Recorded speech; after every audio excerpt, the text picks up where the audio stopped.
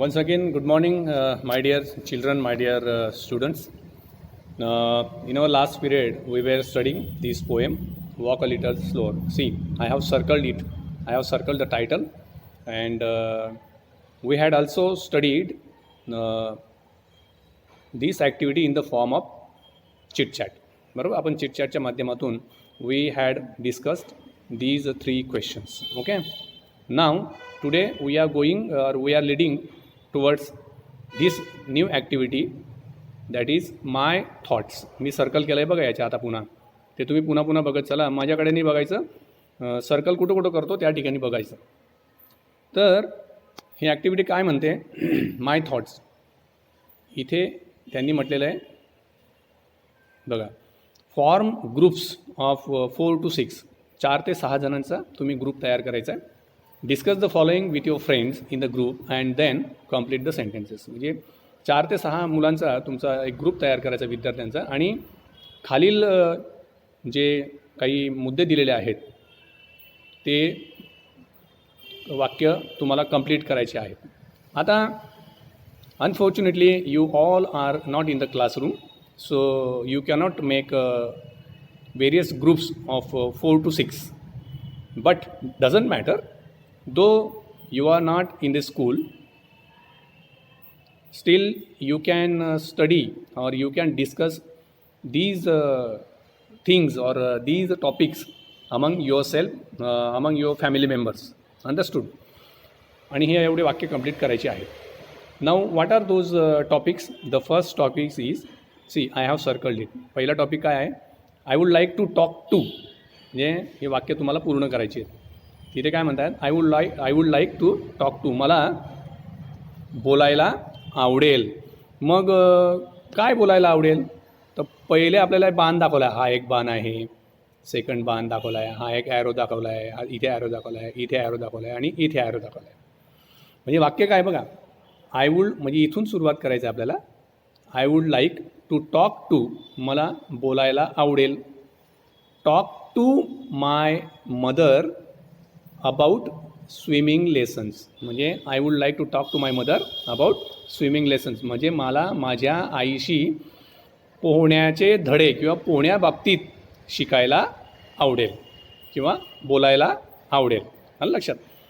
तसंच पुढे काय दिलेलं आहे? दुसरं वाक्य तयार करायचं अजून परत. I would like to talk to my father about. मला माझ्या वडिलांशी बोलायला आवडेल. काय बोलायला आवडेल तुम्हाला तुमच्या वडिलांशी? असं त्याचा अर्थ. वाक्य पूर्ण अपूर्ण, पुढे अपूर्ण दिलेलं आहे. I would like to talk to my father. मला माझ्या वडिलांशी टिंबटिंब बोलायला विषयी बोलायला आवडेल. मग तुम्हाला काय बोलायला आवडेल वडिलांशी? मग समजा जस्ट इमॅजिन असं वाक्य येऊ शकतं. I would like to talk to my father about new cellphone. नवीन मोबाईल संदर्भात मला, नवीन मोबाईलच्या बाबतीत मला माझ्या वडिलांशी बोलायला आवडेल. आता या एक तर इथे one has been done for you, एक तर तुम्हाला इथे सोडवलेलंच आहे. Talk to my mother about swimming lessons. इथं दुसरं मी तुम्हाला सांगितलं I would like to talk to my father about new cellphone. आलं लक्षात? तिसरं तुम्ही I would like to talk to my teacher about. मला माझ्या शिक्षकांशी बोलायला आवडेल, च्याविषयी बोलायला आवडेल. कशाविषयी बोलायला आवडेल तर ते तुम्ही गेस करायचं आहे. तुम्हाला तुमच्या शिक्षकांशी टिंबटिंबविषयी बोलायला आवडेल. ते वाक्य तुम्हाला कंप्लीट करायचं आहे. पुढे आहे I would like to talk to my best friend about. मला माझ्या मित्रांशी टिंबटिंबविषयी बोलायला आवडेल. पुढे my grandparents about, my neighbours about. ही ॲक्टिव्हिटी तुम्हाला पूर्ण करायची आहे. 2-3 उदाहरणं मी तुम्हाला एक्झाम्पल. एक तर one has been done for you in the form of I would like to talk to my mother about swimming lessons. हे तर वाक्य तुम्हाला दिलेलंच आहे. दुसरं मी तुम्हाला सांगितलं आहे. तिसरं पण कंप्लीट करून दिलं आहे. आता rest of sentences you have to complete. Understood? चला, तर हा एक पहिला मुद्दा झाला. दुसरा मुद्दा आपण पाहूया बी. हा बी मुद्दा बघा. आता I would like to learn to. मला शिकायला आवडेल. काय शिकायला आवडेल? आता पुढे रिकाम्या जागे दिलेल्या आहेत. I would like to learn to dash dash dash from my best friend. मला माझ्या मित्राकडून टिंबटिंब शिकायला आवडेल. मित्राकडून तुम्हाला काय शिकायला आवडेल बरं? मग असं वाक्य येऊ शकतं. I would like to learn to ride RIDE म्हणजे चालवणे, स्वार होणे. To ride motorcycle, to ride a bike from my best friend. आलं लक्षात. तुम्ही असंही वाक्य कंप्लीट करू शकता. दुसरं आहे I would like to learn to dash dash from my grandfather. मला माझ्या आजोबांकडनं टिंब शिकायला आवडेल. काय शिकायला आवडेल? आजोबांकडनं काय शिकायला आवडेल? आजोबा छान छान गोष्टी सांगतात. I would like to learn to listen I would like to learn to tell old stories from my grand mother. आलं लक्षात. पहा, हे 2 एक्झाम्पल तर मी तुम्हाला सोडून दिलेले आहेत. बाकीचे rest of sentences you may complete. All examples are very easy and you can complete those sentences very well and easily. See, next topic is activity C. This one, activity C. Topic C. I hesitate to talk to my dash dash dash about my studies. To hesitate म्हणजे संकोच करणे, का कू करणे. आपण समजा when do we hesitate, आपण केव्हा आपण का कू करतो किंवा संकोच करतो? ज्यावेळेस एखादी गोष्ट आपल्याला वडिलांना सांगायची असेल आणि आपल्याला माहीत असलं की वडील आपली जी डिमांड आहे वडिलांकडनं ती वडील काही कंप्लीट करू शकणार नाहीत. तर अशा वेळेस काय हरकत आहे, एकदा सांगून बघा. वडील म्हणतात काय झालं रे, सांग ना, बोल, काय पाहिजे तुला, काय अडचण काय आहे? नाही, मग आपण मुद्दाम आडेवेडे घेतो. नाही पापा, मग नाही, मग ते असं आहे, मग तुम्ही नाही करणार, मग ते तुम्ही नाही करून देणार मला. मग वडील म्हणतात अरे don't hesitate, say freely, tell me freely. वडील म्हणतात अरे कशाला तू संकोच करतोय, सांग ना मला. टू हेजिटेट मीन्स संकोच करणे किंवा का कू करणे. मग I hesitate to talk to my dash dash dash about my studies. मला माझ्या अभ्यासाविषयी टिंबशी बोलायला मला संकोच वाटतो किंवा काकू करते. मग I hesitate to talk to my brother about my studies. मला माझ्या भावाशी बोलताना, माझ्या अभ्यासाबद्दल बोलताना मला संकोच वाटतो किंवा काकू करतो. दुसरं एक्झाम्पल आहे I hesitate to talk to my dash dash dash about the way he talks to my friends. म्हणजे इथे काय म्हटलेलं आहे, I hesitate to talk to my dash dash dash about the way he or she talks to my friend. म्हणजे मला याविषयी सांगायला थोडासा संकोच वाटतो की तो किंवा ती माझ्या बेस्ट फ्रेंडशी टिंबविषयी बोलतो. लक्षात. म्हणजे बोलतो म्हणजे काय, अभ्यास न करणे, not to study, just wondering here and there, about to wonder. लक्षात. अशा प्रकारचे शब्द तुम्ही भरू शकतात आणि वाक्य कंप्लीट करू शकतात.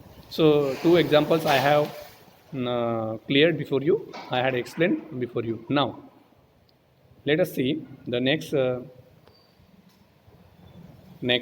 topic. What is that?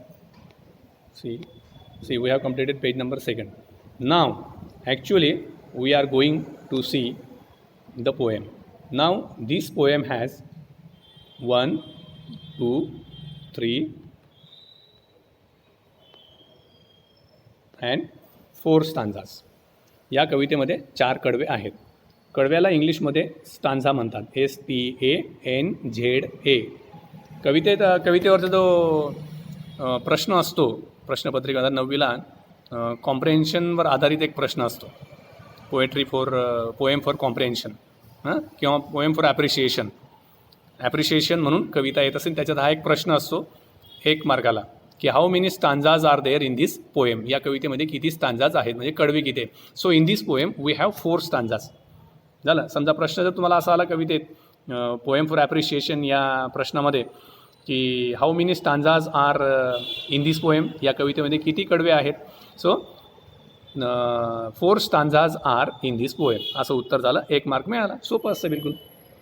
तर एकूण 4 कडवे या कवितेमध्ये आहेत. 4 stanzas are there in this poem. नाव we are going to take a loud reading of this poem.